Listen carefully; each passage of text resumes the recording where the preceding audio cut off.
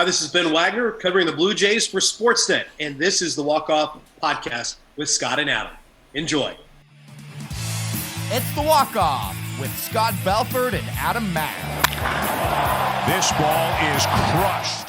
Yesterday, an off day for the Blue Jays, which means that Blue Jays Twitter was going wild with all of the concerns that people have for this team. So what I wanted to do here is I took 5 of the concerns that were the most prevalent, and I wanted to read them off to you, and then you can kind of say if you are actually concerned or not, and you can rate it. 5 being incredibly concerned, 1 being you're not concerned at all, and then you can either calm us all down or tell us we should be in fact panicking.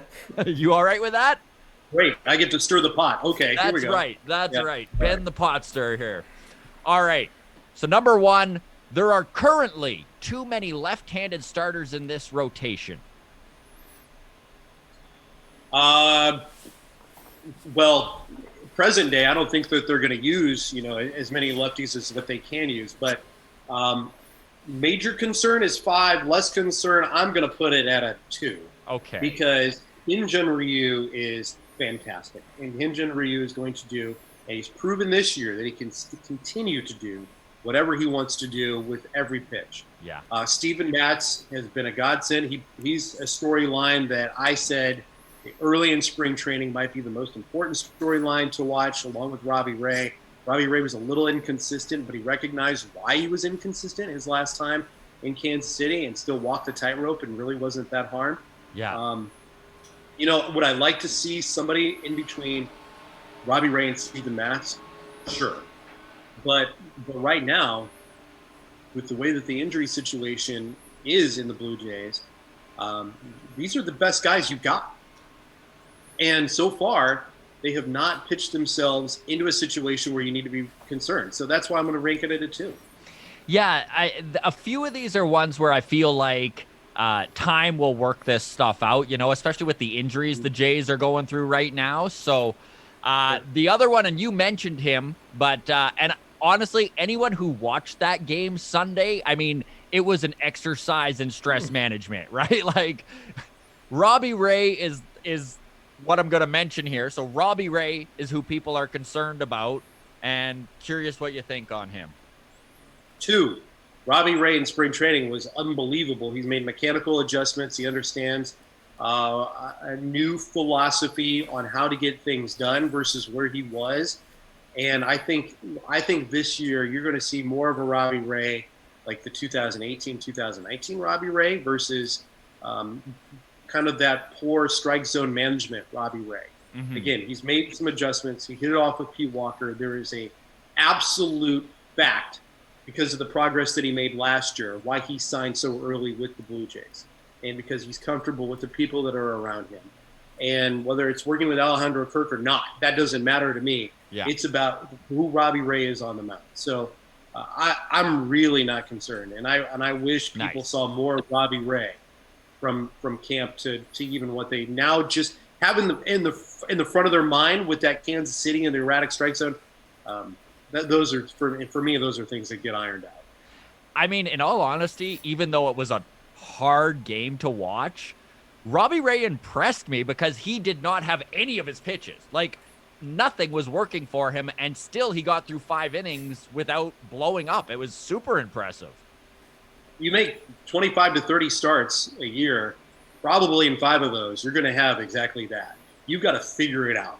Yeah. Is it one pitch? Is it a couple of pitches? Is it a mechanical adjustment that you have to make on the fly on top of the mound? You just get to a point. You've got to figure it out. And Robbie Ray, while kind of walking that tightrope, was able to just survive enough where you didn't have to blow out the bullpen. So 1 to 5, your concern on our catching isn't good enough. That's a 4. That's a 4 okay. for me. That's a 4 for me right now. The book is a lot thicker on Alejandro Kirk this year, and between being the new flash in the pan and this guy that's got he does have great hands, bat to ball skills. Don't get me wrong, but he's being pitched differently this year. Danny Jansen has yet to figure it out at the major league level for somebody that hit his way. level by level in the minor leagues. And early on, he put a lot of pressure on himself to improve defensively. And this is a combination for where the overall ability of the catchers, let alone the philosophy of the catchers, is now combining, and it's being exposed. Guys are running wild on the Toronto Blue Jays right now. They can't throw anybody out. You're not getting a lot of production, offensively.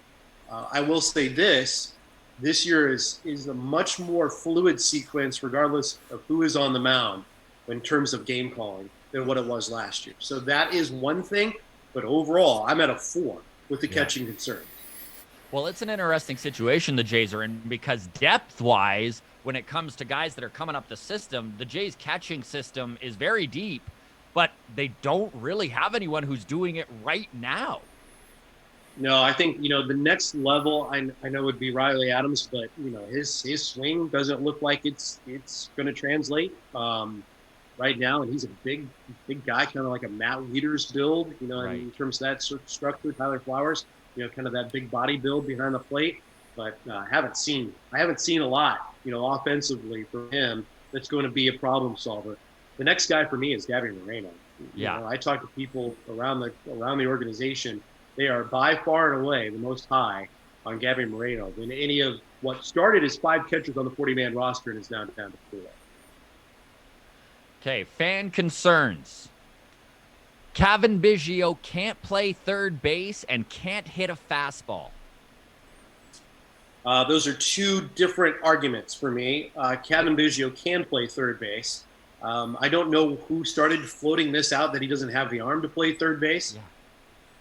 He's got the arm to play third base. I've watched it. I watched the throws from my position, and I paid a lot of attention to it during early work, during a lot of the in-game activity for Cavan. It's a true on the line. He's made a focus. He's got natural tail on his throws anyway, and he's changed his whole demeanor in driving the ball corner to corner than what he was playing second base, because he didn't have to when he played second base. And he makes sure that he gets on top of the ball, and he's done certain process to do that. And I've asked, and the coaches are just sick of talking to me about this too. Can Cavan Biggio play third base? Yeah, Cavan Biggio can play anywhere he wants. I wish they'd just pick a position and leave Cavan Biggio there. I think that would go really, really well. Cavan Biggio does have trouble with the fastball, and he's getting beat with heat. He's not the only player that's getting beat with heat either. No. And the major league pitchers are really, really good. And everybody now has a stable full of guys that throw 98, as Kevin Cash loves to say. And guess what? The Red Sox have more of them now this year, and they're going to Tampa Bay next. So you're going to see a lot of velo, and you're going to continue to see guys get pounded inside. Kevin's got to either lay off the high velo and figure out how to defend a pitch against the velo, so he gets a mistake, or he can sit breaking ball like we've seen Lourdes Gurriel do. Because that's a guy that's made the adjustment. He gets beat with velo, so he's sitting breaking ball, and he's able to do whatever he wants with it. Flick it to a gap, pull it down the line. He's a really good breaking ball hitter. So there's a lot of those are 2 separate arguments for me. So concerned about the velo, you got to be able to hit velo. So that's probably at a 3 or a 4 with Cavan. Can he play third base? I'm going to put that at a 2 because of nobody. When was the last time you've been like over the moon excited about a Blue Jay third baseman?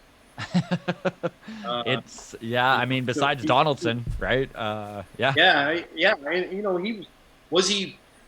Was he that great, or did Justin Smoke bail him out a lot too? Let's remember, with the, I'm not going to take I'm not going to take anything away from JD, and especially in that run through 2015, 2016, he was a little bit different of a player. When I kind of started to see him daily, and the struggle with the throws and everything else from 2018 and then to the start of 2019 as well. So, there have been good third basemen. There are guys that can pick it, but there hasn't been that meld of third baseman play yet. But I'm not, Kevin's gotten really pretty good at third base, and he's handled the backhand. He's trying to make bare hand throws. He's working with Bo on that range too. So there's a lot of encouraging thing about Cavan Biggio playing third base. Well, I felt the same way. I felt his defensive capabilities at third have been way blown out of proportion for him not being able to do it. He seems to have been fine. He makes a few mistakes, but he's new at the position too. So I don't know. You were with the position, and listen, the Blue Jays move guys around all the time, and they position people pretty deep at third base, and that's by design. And they want him off the line at third base. That's by design. His athleticism, for guys that just don't pull the ball over the bag anymore. So that's why the Blue Jays are comfortable pushing back a third baseman, keeping him off the line, and sometimes just asking natural athletic ability to take over. If you got a range to your right, make a nice backhand. You're already set up, cock back and make the throw. And he has the ability to do all of those things. Honestly, Ben, thank you so much for taking the time. I know that you're out of time here, but we do appreciate you coming on the show and sharing your insight here.